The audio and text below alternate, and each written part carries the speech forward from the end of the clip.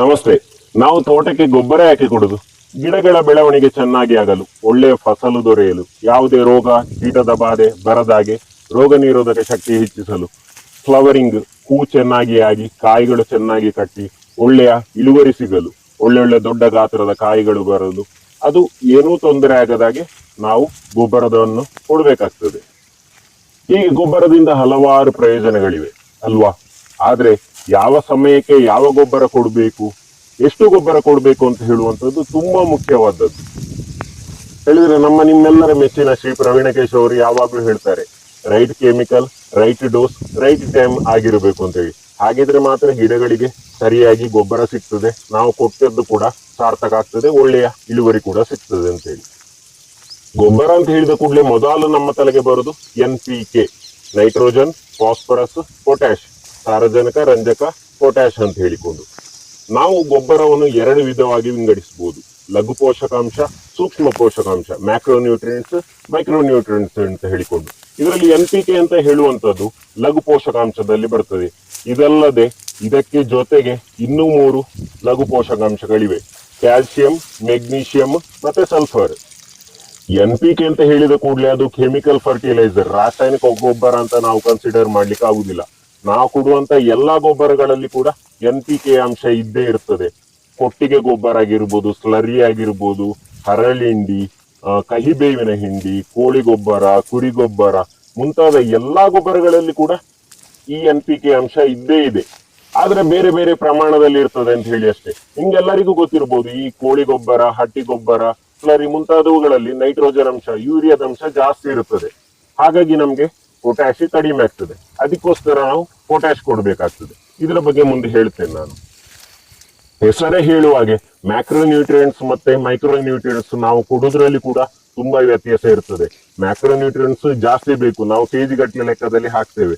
ಹೇಳಿದ್ರೆ 10-15 ಕೆಜಿ ಅಂತಲ್ಲ, ವಾರ್ಷಿಕವಾಗಿ ಒಂದು 2-3 ಕೆಜಿ ಅಷ್ಟು ಮ್ಯಾಕ್ರೋನ್ಯೂಟ್ರಿಯೆಂಟ್ಸ್ ಬೇಕಾದ್ರೆ ನಮ್ಗೆ ಮೈಕ್ರೋನ್ಯೂಟ್ರಿಯೆಂಟ್ಸ್ ಗ್ರಾಮ್ ಲೆಕ್ಕದಲ್ಲಿ ಬೇಕಾಗುದು 5-10 ಗ್ರಾಮ್ ನಾವು ಫಾಲಿಯರ್ ಸ್ಪ್ರೇ ಮುಖಾಂತರವಾಗಿ ಕೊಡ್ಲಿಕ್ಕೆ ಆಗ್ತದೆ.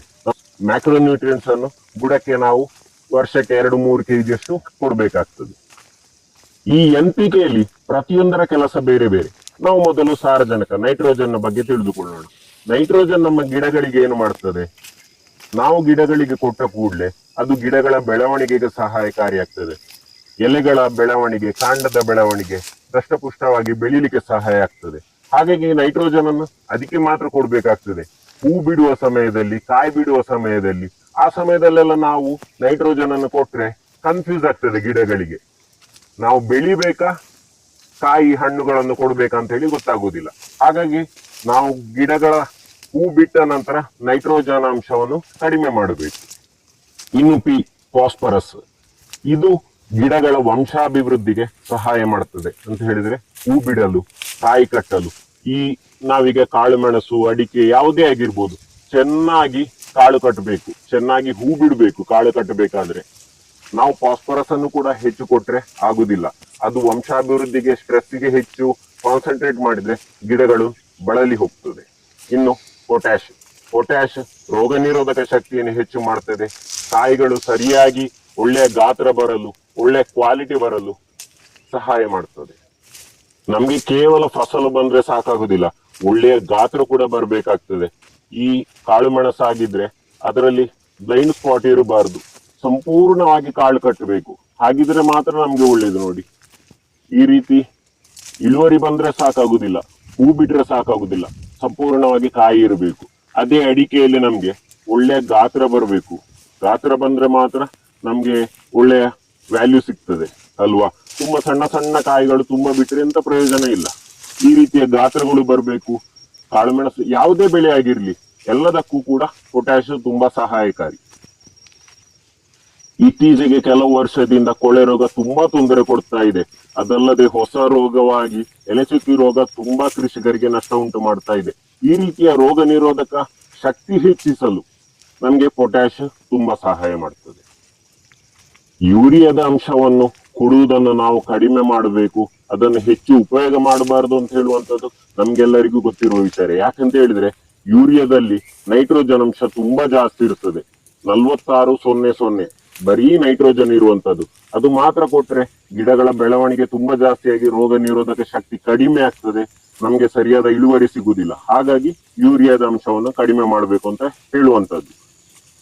ನಾವು ಕೇವಲ ಸಾವಯವ ಗೊಬ್ಬರ ಕೊಡುವುದಾದ್ರೂ ಕೂಡ ಪೊಟ್ಯಾಶ್ ಅನ್ನು ಅಲ್ಪ ಪ್ರಮಾಣದಲ್ಲಿ ಕೊಡ್ಬೇಕಾಗ್ತದೆ. ಯಾಕಂತ ಹೇಳಿದ್ರೆ ಎಲ್ಲಾ ಸಾವಯವ ಗೊಬ್ಬರದಲ್ಲಿ ಪೊಟ್ಯಾಶ್ ಕಡಿಮೆ ಇರುದು ಅಂತ ಹೇಳಿ ನಾನು ಈಗಾಗಲೇ ಹೇಳಿದ್ದೇನೆ. ಪೊಟ್ಯಾಶ್ ತುಂಬಾ ಮುಖ್ಯವಾದದ್ದು ಅಲ್ವಾ. ನಾವೀಗ ಕೋಳಿ ಗೊಬ್ಬರ ಕೊಡೋದಾಗಿರ್ಬೋದು, ಹಟ್ಟಿ ಗೊಬ್ಬರ, ಸ್ಲರಿ, ಕುರಿ ಗೊಬ್ಬರ ಅಥವಾ ಹರಳಿಂಡಿ ಮುಂತಾದ ಯಾವುದೇ ಕೊಡೋದಾಗಿರ್ಬೋದು, 1 ತಿಂಗಳ ಅಂತರದಲ್ಲಿ ನಾವು ಸ್ವಲ್ಪ ಪ್ರಮಾಣದಲ್ಲಿ 100 ಗ್ರಾಮಿನಷ್ಟು ಪೊಟ್ಯಾಶ್ ಅನ್ನು ಕೊಟ್ರೆ ಒಳ್ಳೇದು. ಇದು ಪೊಟ್ಯಾಶ್ ನಮ್ಗೆ ಮಾರ್ಕೆಟ್ ಅಲ್ಲಿ ರೆಡಿಯಾಗಿ ಸಿಗ್ತದೆ, ಕೇವಲ ಪೊಟ್ಯಾಶ್ ಇರುವಂತದ್ದು 0:60 ರೇಷಿಯೋದಲ್ಲಿ.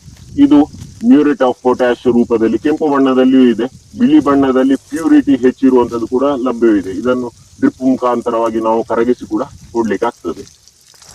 ನಾವು ಅಡಿಕೆ ಮತ್ತೆ ಕಾಳುಮೆಣಸು ಕೃಷಿಯಲ್ಲಿ ಹೆಚ್ಚಾಗಿ ಉಪಯೋಗ ಮಾಡುವ NPK ಅಂತ ಹೇಳಿದ್ರೆ 14:6:21 ಅಥವಾ ಸುಫಲ 15:15:15.